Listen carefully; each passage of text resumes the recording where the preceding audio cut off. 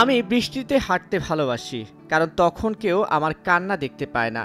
এই উক্তিটি তার, যিনি নিজের চোখের পানি আড়াল করে শুধু মুখ অভিনয়ের মাধ্যমে হাসিয়েছেন অগণিত মানুষকে। তিনি একাধারে লেখক, অভিনেতা, পরিচালকও। চরম দারিদ্র্যকে জয় করে ঠাঁই নিয়েছেন বিশ্বের কোটি মানুষের মনের কুঠুরিতে। তার জীবনটাই একটা চলচ্চিত্র।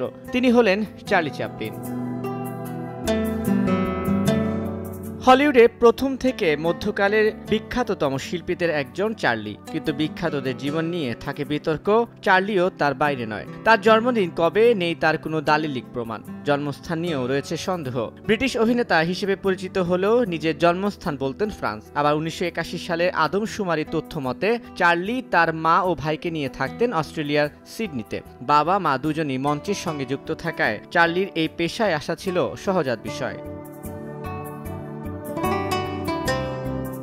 শৈশব সম্পর্কে একবার চার্লি বলেছিলেন, যদি ভাগ্য সহায় না হতো তাহলে লন্ডনের পথে পথে আমি চুরি করতাম, আর বেওয়ারিশ লাশ হয়ে আমাকে যেতে হতো কবরে। বাবা মায়ের বিচ্ছেদের পর চার্লির জীবন কেটেছে অতি দারিদ্রতায়। প্রায় বকেয়া ভাড়ার জন্য বাড়ি থেকে হতে হয়েছে বিতাড়িত।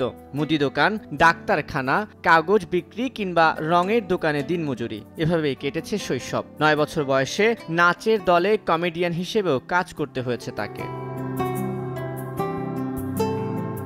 চার্লির জীবনের প্রথম আশীর্বাদ ফ্রেন্ড কার্নো থিয়েটারের সঙ্গে চুক্তিবদ্ধ হওয়া। এরপর ইংল্যান্ড থেকে পাড়ি জমান যুক্তরাষ্ট্রে। 1914 সালে 25 বছর বয়সে মেকিং এ লিভিং সিনেমার মাধ্যমে প্রথম সিনেমায় অভিনয় করেন তিনি। তবে 15 সালে নিজের সৃষ্ট দ্য ট্রাম্প বা ভবঘুরে চরিত্রটি দিয়ে তিনি বিশ্ব চলচ্চিত্রে আলোড়ন সৃষ্টি করেন। এরপর একে একে the gold rush, a dog's life, shoulder arms, the kid, the সার্কাসের মতো সিনেমা ছিল তার অমর সৃষ্টি।